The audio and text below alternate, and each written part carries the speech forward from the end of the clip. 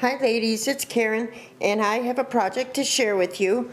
I altered a box and I used this Colobok paper, the Antique Paperie, that is on clearance right now at Joann's. Beautiful paper. I love the blues and the teals and the like the greens and the golden yellows, and it just has a really soft vintage look to it. So really beautiful colors, and the browns, I just love it. So this is the paper that I used,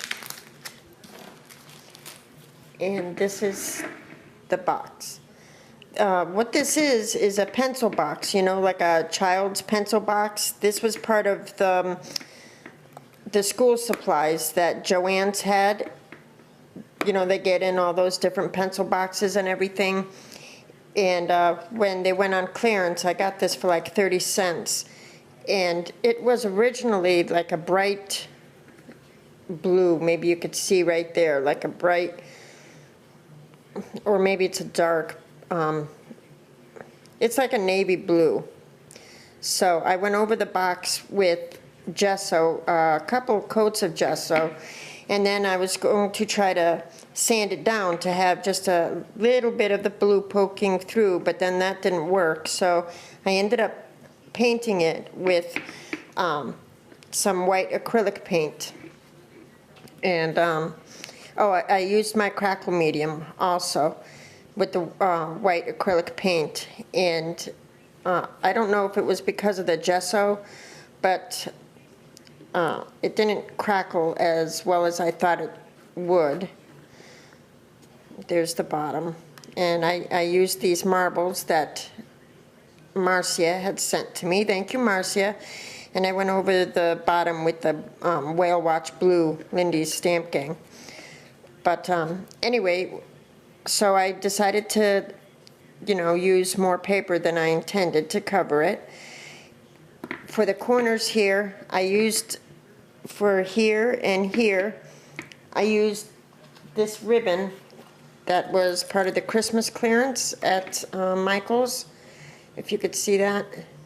It's a really sweet glittered ribbon, and it's really easy to work with, and I like the mesh look to it. It just gives it a really cool look. So I put a piece under here in this corner, and then a piece under this corner. Then I layered this paper here is brown with the soft blue polka dots, so the paper is double-sided, which is nice. So I did that tearing effect to have this paper show through. And in this corner I peeled it back, and I used this little piece of brown lace from Joann's.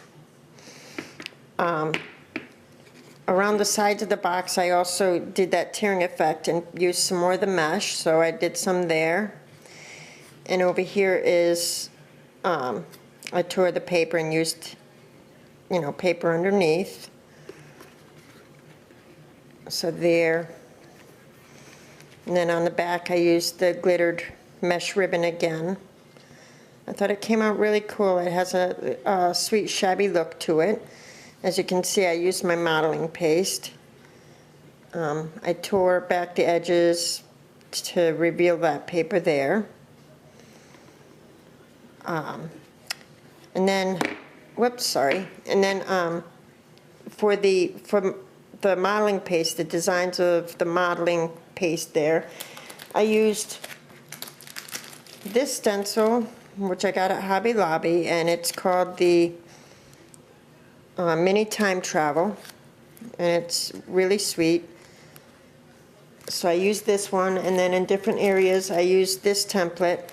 It's called Mini Ledger, and I had gotten this from Stamping Scrapping, or maybe it's Scrapping Stamping online. I think it's Scrapping Stamping.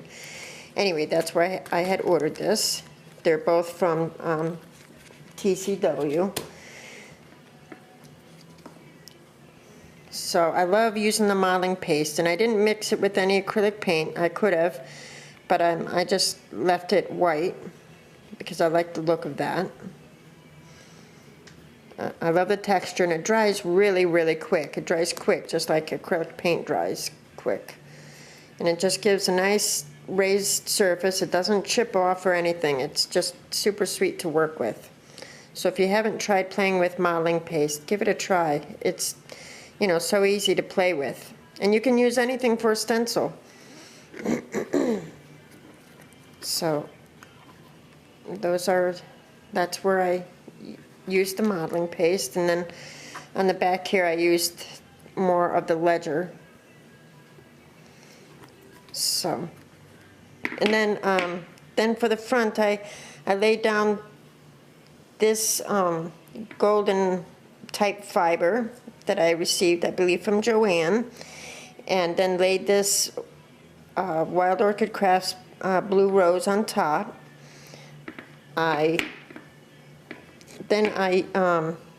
These two flowers were from my stash, and originally they looked like this, really sweet. But I used my Grab-A-Guy Gold Lindy Stamp Gang to bring them to that yellow goldish color, which I thought, you know, worked with the collection. And then these brown flowers are from I Am Roses, and so is this one, I believe. And these small little ones, the small brown ones, are from I Am Roses as well. I received this one in a rack, I believe, from Isabel. Thank you, Isabel. I put a little Jolie's Boutique bling piece here, and this is a bauble that I adhered there. This lily is like a ceramic lily that I'd gotten at Michael's at one time. And I went over all these flowers with stickles, as you can see. For the blue one, and for some of the yellow ones, I went over it with just a little bit of modeling paste on my hand, on my finger, and just rubbed it in a little bit to give it a toned down look, I guess. The clock there is a Prima from the Welcome to Paris line. This Eiffel Tower here is a die cut from the Antique Paperie collection, and I just fussy cut it out. It had a white border around it, and I just fussy cut it. This is a little wood veneer from Studio Calico. There's a tiny little yellow cameo there, and that's from Elizabeth. She's Beady Baum from her shop when she had the shop open. This is a little Maya Road acrylic ticket. I'd gotten that from Cassie, and this little bling piece is part of some trim that Stephanie, she's Brown Baby Craftaholic, had given to me. And I love this trim, Stephanie, because you can cut it apart and use it individually like that, or use it as a full trim. And then there's a little a stick pin that I had made, and I thought it worked really well with the box. So that's the cover.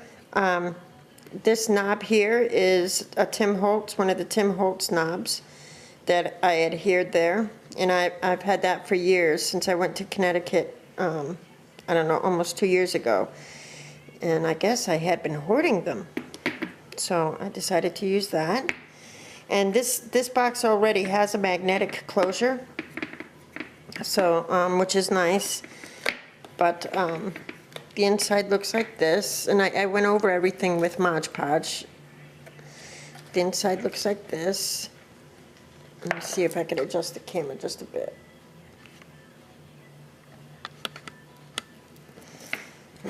Excuse me. So I took another paper from the collection, and I used my Mod Podge and also scintillating silver, and I adhered it on there.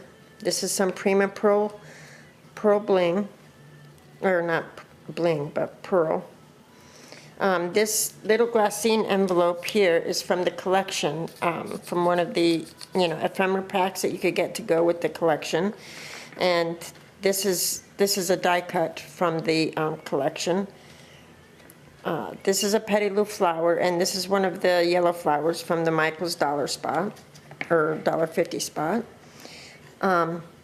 This is some Melissa Francis trim, the blue, and then this is some Prima trim from Joanne. Thank you, Joanne.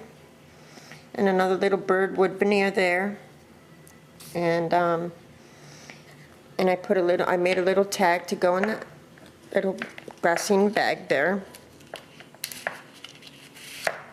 And it looks like this. And this is a recollection stamp. And first I stamped the background with the archival ink in the coffee color.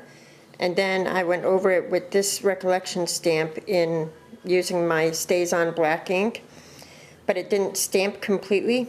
So then I went over it with the same archival ink coffee color. And this is the way it came out, and I thought it looked really, really cool. It almost looks like there's a shadow there. And then I inked around the edges of the tag with my Stormy Sky Distress ink. I think that's the name of it. I sprayed it with scintillating silver, and I used a little bit of Scattered Straw Distress ink. And I just thought it came out sweet. The back is just, you know, just distressed. Then I tied these fibers, and I added these two little charms on there. So I thought that was it came out cute.